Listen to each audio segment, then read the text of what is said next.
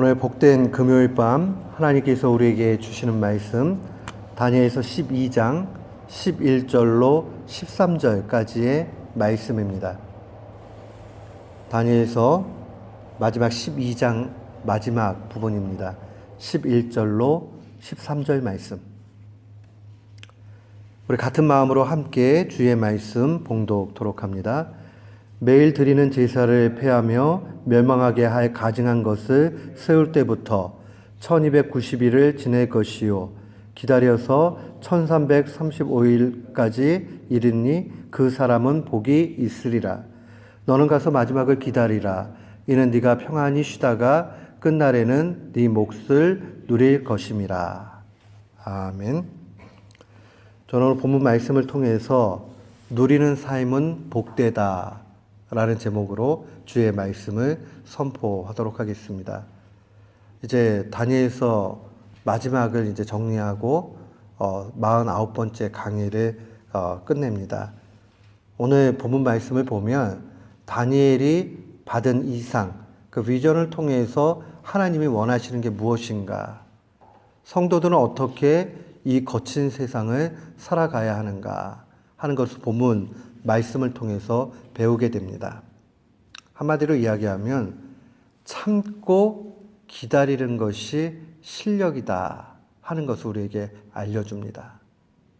이 참고 기다리는 것이 실력이다 하는 이것은 제가 언젠가 김민식이라는 그 PD가 쓴 책을 한 권 읽었는데요. 거기에 내용 중에 나옵니다.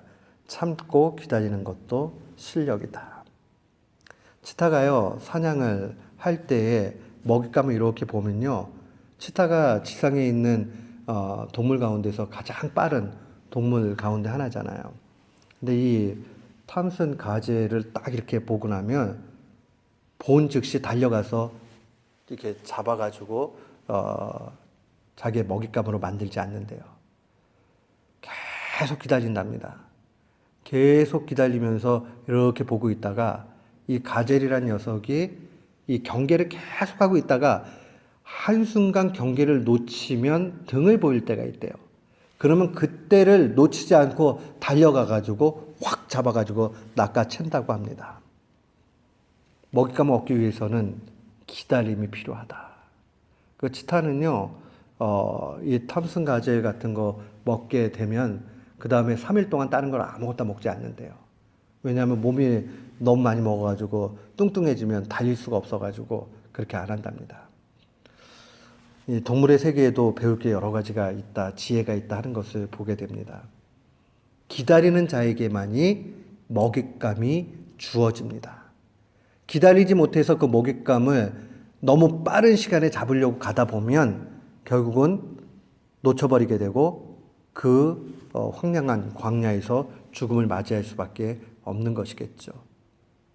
이것은 비단 이 먹고 또 먹히는 동물의 세계에만 있는 그러한 원리가 아닙니다. 신앙의 원리에도 기다림의 원리가 분명히 있습니다. 다니엘서의 마지막 13절은 이렇게 시작을 하죠. 너는 가서 마지막을 기다리라. 그러니까 신앙생활 할 때 기다리는 일은 굉장히 중요합니다. 기다리지 못하면 신앙이 어그러지기 십상입니다. 근데 본문 말씀에 보면요, 우리가 그냥 명령법 이렇게 쓸 때 기다려라 이렇게 해도 듣는 사람에게 명령하는 거니까 딱 알잖아요. 근데 본문 말씀에는 너는 이라는 말이 강조돼 가지고 나옵니다. 너는 가서 마지막을 기다리라. 그러니까 이거는 그냥 기다려도 되고 안 돼도 그만인 그런 문제가 아니고 반드시 기다려야 되는데 누가 기다려야 되느냐? 네가 기다려야 된다 하는 것을 강조하고 있습니다. 오늘 정말 인생 가운데서 하나님의 뜻을 분별하고 하나님 뜻대로 살기 원한다면 이 메시지가 내게 주시는 너는 가서 기다려야 된다 하는 이 말씀을 그대로 받는 밤 되기를 원합니다. 그게 신앙의 아주 중대찬 문제입니다. 다니엘서의 최종적인 메시지에 있어서 우리에게 요구하는 행동, 실천이 뭐냐? 한마디로 얘기하면 마지막을 기다리라는 겁니다. 기다리는 신앙, 그것이 아름답습니다. 이 다니엘이 우리에게 오늘날 2019년도를 달려 살아가고 있는 우리에게 주는 이 기다리라는 메시지는 다니엘의 메시지만은 또 아니었습니다. 시편의 수많은 사람들, 하나님의 사람들이 고백할 때 기다림의 아름다움에 대해서 증거하고 있는 것을 봅니다. 시편 37편 7절에 보면 여호와 앞에 잠잠하고 참고 기다리라. 자기 길이 형통하며 악한 꾀를 이루는 자 때문에 불평하지 말지어다. 기다리는 사람은 약해 보이고요. 기다리다 보면 지치게 되고요. 기다리는 사람은 무능해 보여요. 근데 옆에 기다리지 않는 사람들이 아주 잘 되고 승승장구하고 이런 거 보면 마음속에 부러움이 생기고 이게 좀 더 커지게 되면 불평이 나옵니다. 그러나 오늘 본문 말씀 시편 37편 7절은 증거하기를 여호와 앞에 잠잠하고 참고 기다리라 라고 그렇게 증거합니다. 그러니까 기다리는 신앙이 어떤 면에서는 신앙의 최고봉의 하나다 하는 것을 볼 수 있습니다. 그렇다면 우리는 무엇을 얼마만큼 기다려야 합니까? 오늘 본문 11절로 와보세요. 매일 드리는 제사를 폐하며 멸망하게 할 가증한 것을 세울 때부터 1290일을 지내야 된다. 매일 드리는 제사라는 것, 근데 이 제사가 폐해진다는 것은 예배가 위협을 받고 있는 상황들을 얘기합니다. 이 사탄의 세력들이 커지게 되고 마지막 발악을 할 때 나타나는 것은 신앙생활을 방해하는 거죠. 이 신앙생활을 못하도록 만들게 한 때부터 1290일, 1290일을 기다려야 된다는 겁니다. 강력한 핍박의 시절입니다. 이것은 우리의 개인적인 인간사에도 나타납니다. 하나님과의 관계를 어그러뜨리는 사탄의 괴계가 사람마다 다 달라요. 어떤 사람에게는 명예의 문제 때문에, 어떤 사람에게는 금전의 문제 때문에, 어떤 사람에게는 관계의 문제 때문에 하나님과의 관계가 어그러질 수밖에 없는 위협 가운데 나가기도 합니다. 인생사에 있어 강력한 핍박의 시간들이 분명히 있습니다. 어쩌면 신자에게는 더 큰 유혹과 고통이 있게 됩니다. 그것이 바로 1290일, 1290일이죠. 30일 정도로 하면 43개월 정도 될 거고요. 3년 7개월 정도의 그런 시간들이 됩니다. 이것을 우리는 전반기 3년 반, 우리 다니엘서 계속 볼 때 한때, 두때, 반때 이런 표현들을 봤어요. 합치면 3때 반이죠. 3년 반 정도. 그런 아주 강력한 그러한 핍박의 시간들이 있게 되는 거죠. 근데 12절에 보면 기다려서 또 1335일에 이르는 시간을 기다리라고 얘기합니다. 1335일. 이걸 대충 계산하면은 이것도 뒤에 부분에 하반기에 한 3년 반으로 볼 수 있습니다. 3년 반이 훨씬 넘는 시간이긴 하지요. 대략적으로 보면 아주 긴 시간입니다. 그런데 이 기간 동안을 기다리라고 얘기합니다. 이때는 전반기보다 더 강력한 핍박이 오는 시절입니다. 그러니까 7년 동안에 아주 큰 핍박이 오게 되는 거죠. 7이라는 숫자는 성경 안에서 완전 숫자고 그런 의미에서 보면 핍박이 정점에 다다르는 그러한 시간들을 이야기합니다. 이 표현은 요한계시록과 아주 깊은 관련을 맺습니다. 요한계시록으로 오게 되면 7년 대환란이라는 것이 있게 돼 있지요. 그 7년 대환란을 오늘 다니엘서는 전반기 3년 반, 후반기 3년 반 정도로 묘사하고 있는 것입니다. 계시록 말씀으로 좀 오게 되면 8장 1절부터 11장 중반까지 오게 되면 첫 번째부터 여섯 번째 나팔이 불려지는 광경이 나와요. 요게 이제 전반기 핍박입니다. 너무 복잡하니까요. 이걸 숫자로 계산하려고 하지 말고요. 이렇게 생각하시면 돼요. 7년 대환란이 있는데 그 중에 전반기에 가난 환란이 있고 후반기의 환란은 전반기보다 더 큰 환란이 오게 된다. 인생으로 놓게 보면 바닥을 친 것 같은데 더 바닥을 칠 고통의 시간들이 남아있다. 이 정도로 이해를 하시면 됩니다. 이 11장 2절 말씀에 보면 계시록 11장 2절에 이렇게 증거되어져 있어요. 성전 바깥 마당은 측량하지 말고 그냥 두라. 이것은 이방인에게 주었은즉 그들이 거룩한 성을 42달 동안 짓밟으리라. 42달은 계산하면 3년 반이죠. 그러니까 결국 이방의 세력이 와서 3년 반 동안 고통을 줄 내용들이 계시록 11장 2절에 그대로 나타나요. 이것은 전반기의 고통이에요.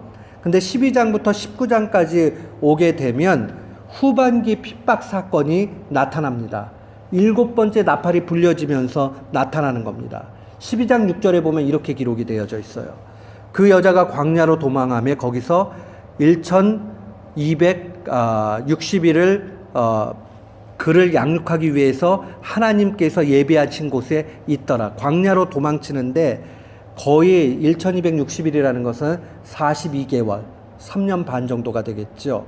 이 후반기에 3년 반의 핍박이 있게 되는데 이 아들을 갖다가 보호하기 위해서 이 여인이 광야로 도망치는 광경이 묘사되어져 있습니다. 결국 이 핍박의 내용들이 보여지는 건 뭐냐 하면 이 더 큰 환란이 교회까지도 임하게 되는 거죠. 그러니까 환란이 믿지 않는 사람들에게만 있거나 하는 것이 아니라 잘 믿는 사람에게 더 큰 환란이 끝에는 발악하면서 오게 되는 거죠. 교회가 이 핍박의 상황 속에 빠지게 될 때 이제 하나님의 때가 가까이 왔다 하는 것을 우리는 볼 수 있다는 말입니다. 결국 이 모든 상황들을 우리가 종합해 보면 이러한 환란들은 우리의 인생사에 있어서도 분명히 있게 될 것인데 끝까지 기다리는 자에게 복이 있다는 사실을 보여줍니다. 다니엘서는요, 우리에게 이걸 이야기하고 싶은 거예요. 인생은 고난의 계속적인 연속이고 그 고난은 너무나 크게 올 수 있다. 그러나 그 고난의 크기를 잘 견디고 나아가게 되는 사람에게는 복이 있다 하는 것을 알려줍니다. 그런 의미에서 끝까지 믿음으로 기다리라는 거죠. 이걸 좀 적용해 볼까요? 신앙적인 측면에서 적용을 하자면 믿음을 방해하는 모든 외부적, 내부적 문제들이 우리에게 분명히 온다. 그러나 그 고통에 대해서 두려워하지 말고 기다리라는 겁니다. 전 세계의 상황들을 바라보면서 신자들이 핍박받는 일들이 시대마다 분명히 나타난다는 얘기예요. 개인적인 측면으로 올까요? 개인적인 측면에도 똑같아요. 어떨 때는 금전의 문제로 고통받기도 합니다. 어떤 때는 죄의 문제 때문에 그러하기도 합니다. 어떨 때는 관계의 문제 때문에 그러합니다. 이러한 상황들 속에서 내 개인 혼자 겪는 고난이라 할지라도 그것이 언젠가는 끝이 나게 되고 그 상황들을 끝까지 견디게 되면 우리는 믿음 가운데 복을 얻게 된다는 겁니다.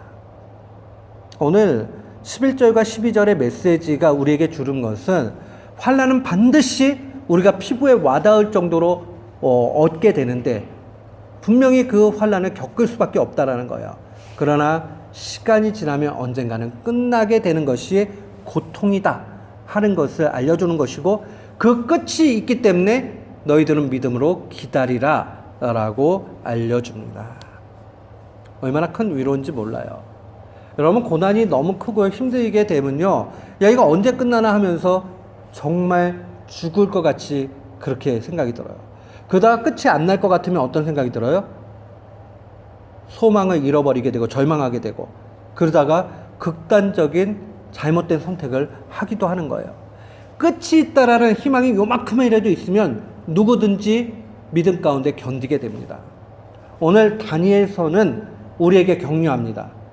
이 땅의 삶이 호락호락한 사람은 아무도 없어요.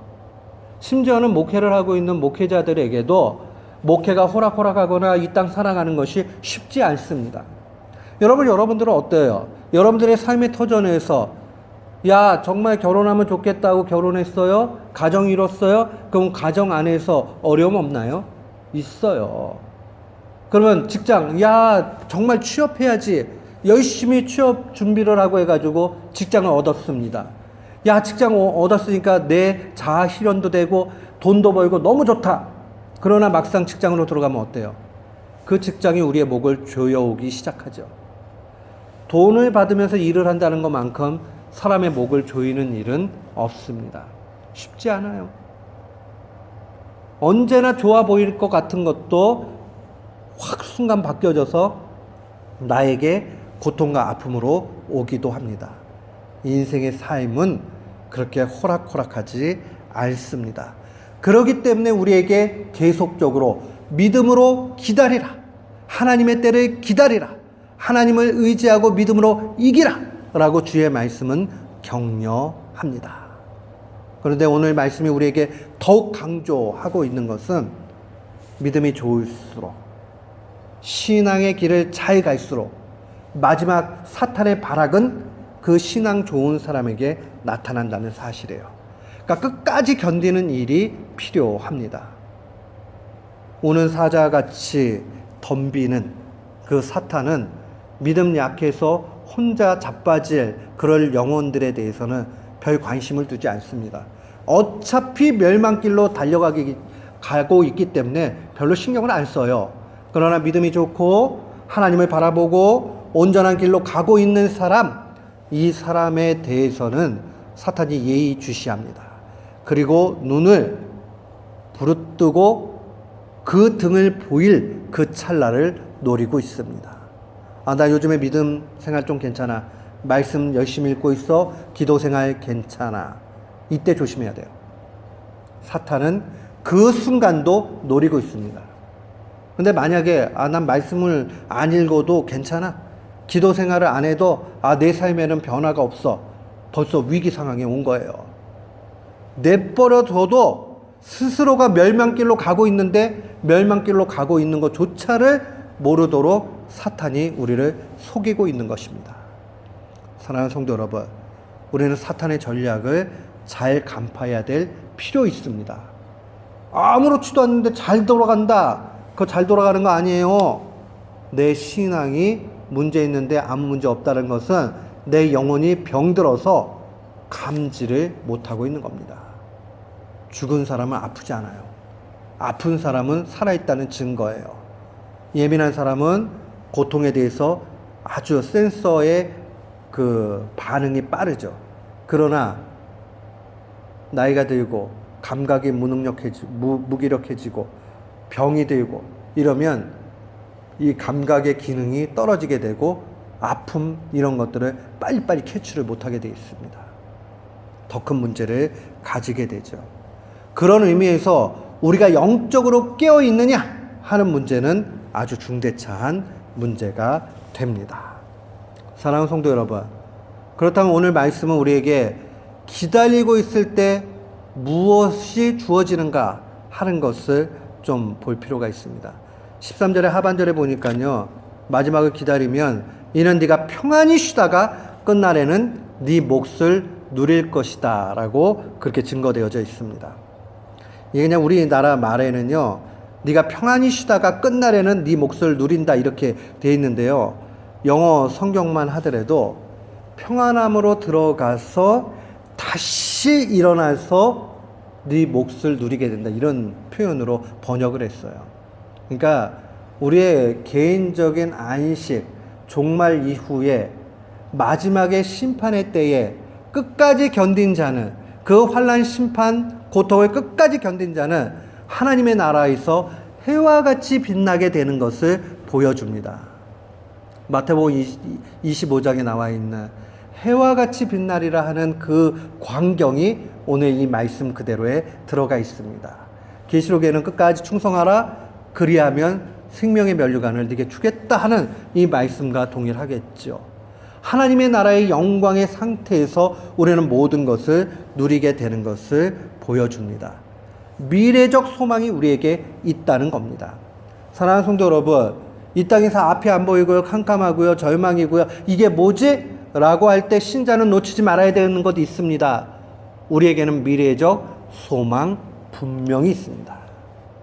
하나님의 나라가 있기 때문에 이 땅의 고통, 어려움은 별것 아닙니다. 우리 주님이 이 땅 가운데서 그 고난의 길을 묵묵히 걸으셨죠. 그러면서 그 고통의 크기들을 다 느끼셨지만은 그러나 하나님의 나라를 바라보면서 그 짧은 시간 속에서의 모욕감을 뒤로 하고 하나님의 그 영광스러움을 봤던 것 같이 우리도 이 땅의 고단한 그 삶이 끝이 날 것이고 나중에는 하나님의 나라에서 해와 같이 빛나게 된다라는 그 미래적 소망을 놓치지 말아야 됩니다. 그런 의미에서 우리가 끝까지 견디며 붙잡아야 되는 것은 천국에 대한 소망입니다. 그리고 구원에 대한 기쁨입니다. 감격입니다. 우리가 이것 때문에 신앙생활을 하는 거예요. 이것 있기 때문에 이 땅의 고통스러움도 감내할 수 있는 것입니다. 그럼 우리는 또 이런 질문을 좀 할 수 있겠죠. 신앙인의 삶의 소망이 언제나 미래적이라면 그러면 현실에서는 고난만 있고 그게 뭐가 좋지? 라는 생각을 하게 될 것입니다. 야, 현실에서 고난받는 거 지금 당장 죽겠고 힘들어 죽겠는데 그럼 미래에만 소망이 있으면 현실의 삶은 저주 아닌가? 라는 생각을 갖게 될 수도 있습니다. 비관적인 사람은 그런 마음이 들 수 있죠. 답부터 말씀드리면 그렇지 않다는 겁니다. 노예요. 우리가 미래에 대한 소망을 가지고 이 땅 가운데서 이 땅의 유혹을 뿌리치고 살아가게 될 때 거기에는 세상이 줄 수 없는 기쁨과 감사 있게 됩니다. 사랑하는 성도 여러분, 인생은 해석의 문제지 현실적 눈에 보이는 문제 아닙니다. 우리 인생 가운데서 얼마나 많이 그런 걸 봅니다. 복지가 잘 돼 있는 OECD의 국가 사람들의 삶의 질의 그 만족도보다 저개발 국가, 정말 GNP도 낮은 국가, 그런 곳이 오히려 행복지수가 훨씬 높은 것을 보게 됩니다. 내 입으로 들어가는 좋은 음식, 내가 누릴 수 있는 안락한 환경, 시간, 나의 목표의 성취, 이런 것만이 결단코 행복 아니라는 것을 보게 됩니다. 그러니까 그런 의미에서 보면 하나님이 어떤 사람은 부자의 집안에서 태어나고 어떤 사람은 덜 부자의 집에 태어나게 하셨다고 해도 결국은 공평하다 볼 수 있습니다. 중요한 것은 해석의 문제예요. 우리가 어떤 상황에 놓여지느냐, 어떻게 하나님 앞에 감사하고 가느냐에 그 차이가 있습니다. 제 후배 메릴랜드에 있는 목사님하고 통화를 합니다. 어제 통화했더니 저는 그런 게 있는지 몰랐어요. 베스킨라빈스에 애들 데리고 갔습니다. 하나님이 복을 주셔가지고 그 가정에 아이가 4명이에요. 4명인데 애를 31일 날 베스킨라빈스를 왜 데리고 갔는지 얘기를 해주는 거예요. 그날의 해프 프라이스랍니다. 그러니까 한 스쿱 하면은 2불 한 80전 정도 되는가 봐요. 근데 그날 가면 2달에 한 번 올 거 아니에요. 31일이 2달에 한 번 정도에 오니까. 그럼 가면은 1불 40전 정도에 먹을 수 있대요. 그래가지고 맨날 애들 4명만 사줬는데 어제는 너무 자기도 먹고 싶어가지고 자기도 하나 사 먹었대요. 그 얘기를 들으면서 한편으로는 제가 마음이 짠하면서도 제가 위로를 해줬어요. 야, 그거 감사하게 생각해야 돼. 야, 좋은 거 먹고 입고 이렇게 한 거 기억 하나도 안 나. 근데 2달에 한 번 오는 그날에 막 기대하면서 아이들이 간 거, 그 추억은 끝까지 기억난다. 그랬더니 웃더니 아마 그럴 거야. 나도 옛날 기억해보면 그런 거 특별했던 거 이런 게 기억나니까. 여러분, 우리가 자녀들에게 좋은 것 입히고 먹이고 하는 거 좋은 거 있을 수 있어요. 그러나 못해줘도 하나님께서 그들의 추억 가운데 정말 가장 좋은 것으로 얻게 하신다는 것을 놓치지 말아야 됩니다. 애비가 돼가지고 이불 80전짜리를 먹이지 못할 때 그 심정이 얼마나 짠하겠어요. 그죠? 근데 2달에 한 번 아이들이 막 기대하면서 올망졸망한 네 명이 거기 테이블에 앉아가지고 왁자지껄 떠들고 있을 때 아이 넷을 가진 애비의 그 기쁨의 누림이 그 시간에 펼쳐지는 거죠. 하나님이 이불 80전이 없어서 그거를 못 사 주시겠어요? 그게 아니라 하나님께서 그 안에 필요한 은혜와 추억과 기쁨을 허락해 주신 거라 저는 생각을 합니다. 우리는 얼마든지 이 땅 가운데 고난이 있지만 그러나 그 고난 너머 있는 기쁨을 누리며 살 수 있습니다. 왜요? 이 땅의 삶이 전부라면 이불 80톤짜리 못해준 한을 가지고 살아야 되겠지만 우리는 영원한 나라가 있기 때문에 결단코 그렇지 않다는 겁니다. 미래가 분명히 있다라는 그 실제를 바라보면서 이 땅 유혹 뿌리치고 살게 되면 거기에서 참된 기쁨, 만족, 감사 있게 됩니다. 우리 성도에게 이 모습이 필요한 겁니다. 그래서 보면 시편 37편을 오늘 집에 가셔가지고 한번 읽어보세요. 9절부터 11절 말씀이 얼마나 은혜가 되는지 몰라요. 진실로 악을 행하는 자들은 끊어질 것이나 여호와를 소망하는 자들은 땅을 차지하리로다. 잠시 후에는 악인이 없어지리니 네가 그곳을 자세히 살필지라도 없으리로다. 그러나 온유한 자들은 땅을 차지하며 풍성한 화평으로 즐거워하리로다. 온유한 사람이 땅을 기업으로 얻고요. 주님의 팔복 가운데 나오잖아요. 온유한 사람이 땅을 차지하며 풍성한 화평으로 즐거워한대요. 이 온유한 사람이 되는 것, 그게 바로 이 땅 가운데서 기다리는 사람의 모습이겠죠. 다니엘서가 어쩌면 우리에게 정말 강조하고 싶은 것은 하나님 나라를 바라보면서 온유한 모습으로 살라는 거죠. 그게 뭐예요? 결국 하나님께 소망을 두는 것인데 최고의 온유의 사람 모세를 보면 알 수 있겠죠. 민수기에 보면은 모세를 일컬어서 지상에서 가장 온유했던 사람이다라고 이야기를 합니다. 그 온유의 개념이 무엇인가? 출애굽기 33장 11절을 이렇게 증거해요. 사람이 자기의 친구와 이야기함 같이 여호와께서는 모세와 대면하여 말씀하셨다라고 증거합니다. 하나님과 친구같이 가까이 있는 관계가 온유한 관계죠.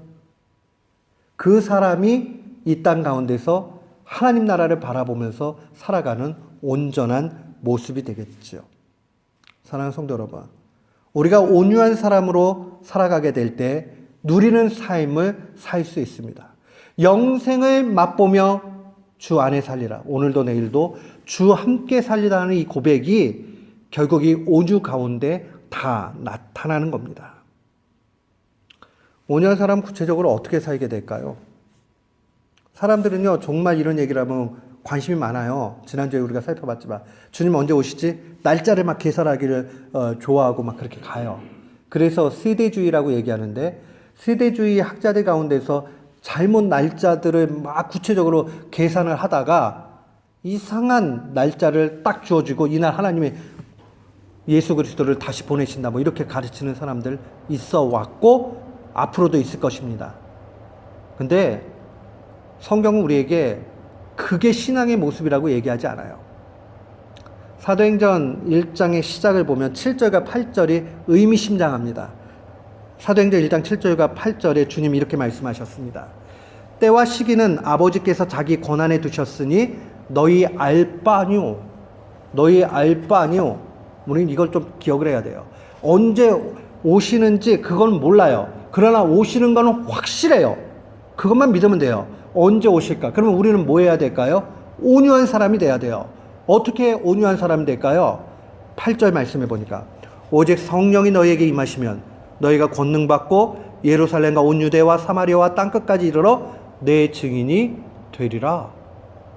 그러니까 결국은 뭐예요? 온유한 사람이라는 것은 하나님과 관계가 좋으면서 복음의 증거자로 우리가 땅 밟고 있는 곳곳마다 그렇게 살아가는 것을 의미합니다. 자기 일상에 대해서 충실하게 살아가는 사람, 그래서 하나의 기쁨으로 만족하며 살아가는 사람, 그 사람이 가장 멋있는 사람이에요. 여러분, 세상 가운데서